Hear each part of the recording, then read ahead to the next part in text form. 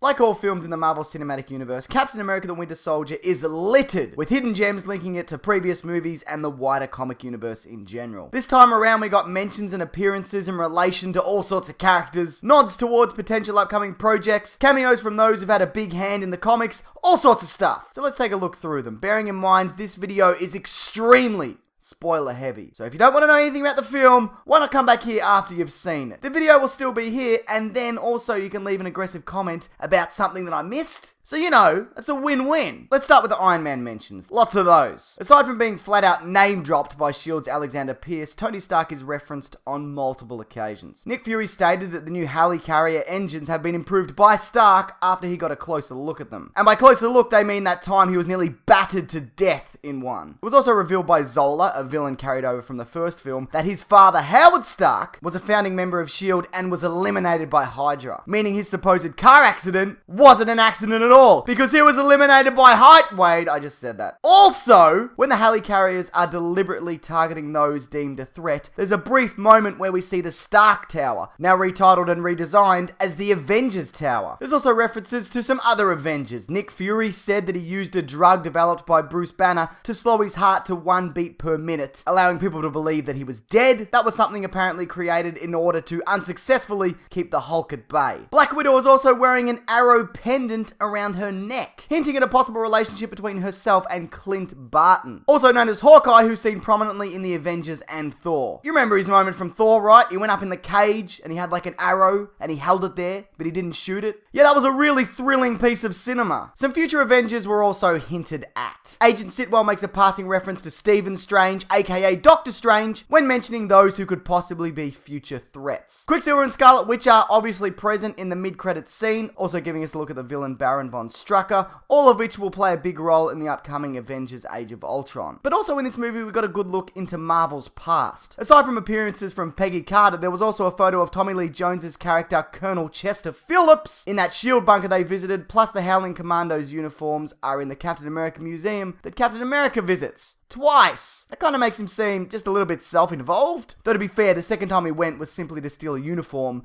and to get Stan Lee fired. Oh, that's right, Stan Lee. There's a Stan Lee cameo. Now, he didn't create the Captain America character, but his first published work for Marvel, or Timely Comics as it was known then, was the Captain America story. He also invented the now iconic shield throw. That's pretty good, well done. If you're loving comic book references though, there's a few more of them that we can touch on. Writer Ed Brubaker, the man behind the Winter Soldier storyline, appears here. Comic villain Batroc the Leaper takes a beating from Steve Rogers in the opening action sequence, and this guy, Brock Rumlow, becomes heavily scarred at the end of the film, hinting towards his character's transformation into Crossbones, a prominent Captain America adversary and the man who ends up killing him. And speaking of, for those not in the know, after the death of Captain America, Bucky Barnes takes on the mantle, perhaps being foreshadowed in the film with this moment where he holds the iconic shield. Or not, maybe the directors just thought it looked cool. Which it does. Alright, now I'm just going to rattle off what's left. Loki's scepter also appears in the mid-credits scene, probably what's being used to manipulate Scarlet Witch and Quicksilver. Sharon, Steve Rogers' neighbor, is actually the niece of Peggy Carter and one of Steve's love interests from the comics. The movie War Games is also referenced when Scarlett Johansson boots up Zola, as is Sam Jackson's character from Pulp Fiction, as a very famous quote attributed to that character is on his fake grave. There's also a literal Easter egg hidden in this scene. The Hulk also makes an appearance right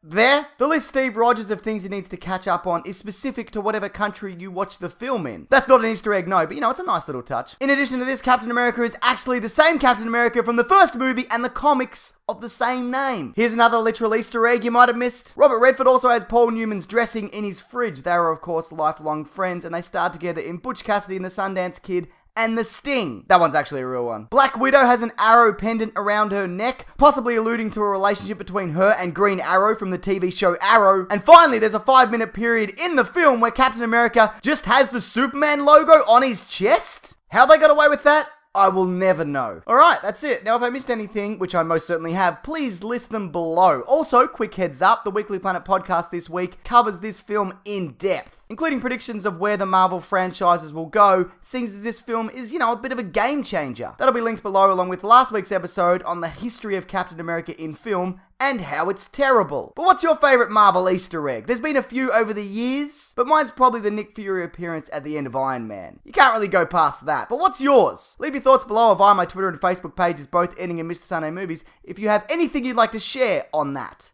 Thanks everyone, take care.